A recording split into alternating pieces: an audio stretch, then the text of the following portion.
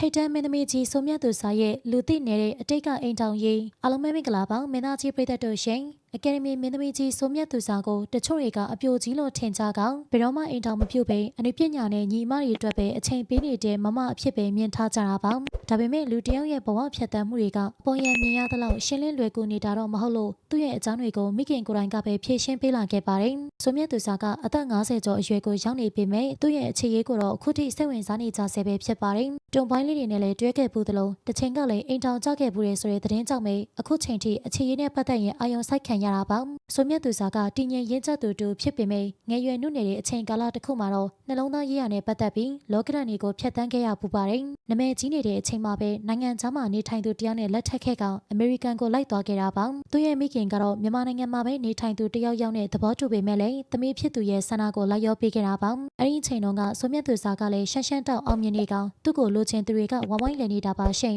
အဲ့ဒီထဲကမှလုပ်ငန်းရှင်တစ်ထေးတယောက်ကိုရွေးချယ်လိုက်ကခန်းခန်းနားနားလက်ထပ်ခဲ့ကြပါတယ်အစပိုင်းမှာတော့နိုင်ငံခြားမှာပဲနေထိုင်ပေမဲ့မြန်မာနိုင်ငံမှာရှိတဲ့မိဘတွေကိုစိတ်မချတာကြောင့်မကြာခဏပြန်လာခဲ့တယ်လို့ဆိုပါတယ်အမေရိကန်နဲ့မြန်မာနိုင်ငံကိုအသွားပြန်လုပ်နေပေမဲ့မိဘတွေကိုပို့ပြီးဦးစားပေးလိုက်တာကြောင့်ပဲမြန်မာနိုင်ငံမှာပဲနေထိုင်လိုက်တော့တာပါအခုဆိုရင်တော့ဆိုမြတ်သူစာကအမေရိကန်ကိုတော့ပြန်မသွားတော့ပဲမြန်မာနိုင်ငံမှာပဲစီးပွားရေးတွေကိုပါအခြေချလိုက်ပါပြီရှင်နမဲကြီးမင်းသမီးတယောက်ကအမေရိကန်ကလုပ်ငန်းရှင်တစ်ထေးတယောက်နဲ့လက်ထပ်ခဲ့ပေမဲ့မြန်မာနိုင်ငံကိုပြန်လာတဲ့အချိန်မှာတော့ဝေဖန်မှုတွေကိုခံခဲ့ရတာပါလူတချို့ရဲ့အပြောဆိုတွေကိုလည်းခံရသလိုမြန်မာနိုင်ငံကိုပြန်လာတဲ့အချိန်မှာလည်းထူးဆန်းတဲ့မျက်လုံးတွေနဲ့ကြည့်နေခဲ့ကြတယ်လို့ဆိုပါတယ်ဒီလိုအချိန်မျိုးမှာသူ့အနားမှာရက်တည်ပေးတဲ့သူကတော့သူ့ရဲ့မိသားစုပဲရှိနေကြတာပါသမီးဖြစ်သူရဲ့အိမ်တောင်ရေးရှုပ်ထွေးမှုတွေကိုကြုံလာရတဲ့အခါမိခင်ဖြစ်သူကတခွန်းမှအပြစ်မတင်ခဲ့ပါဘူးပတ်ဝန်းကျင်ရဲ့ဝေဖန်မှုတွေသတင်းစာဂျာနယ်တွေရဲ့ထိုးနှက်မှုတွေကိုကြုံရတဲ့အခါမှာတော့မိခင်ဖြစ်သူကသမီးကိုလူအများရှေ့မှာမမက်ရက်တည်ပြသခဲ့တာပါအဲ့ဒီခေတ်ကသတင်းစာဂျာနယ်တွေမှာဝေဖန်မှုတွေရှိခဲ့တာကိုလည်းမိခင်ဖြစ်သူကပဲကာကွယ်ပေးခဲ့ပါတယ်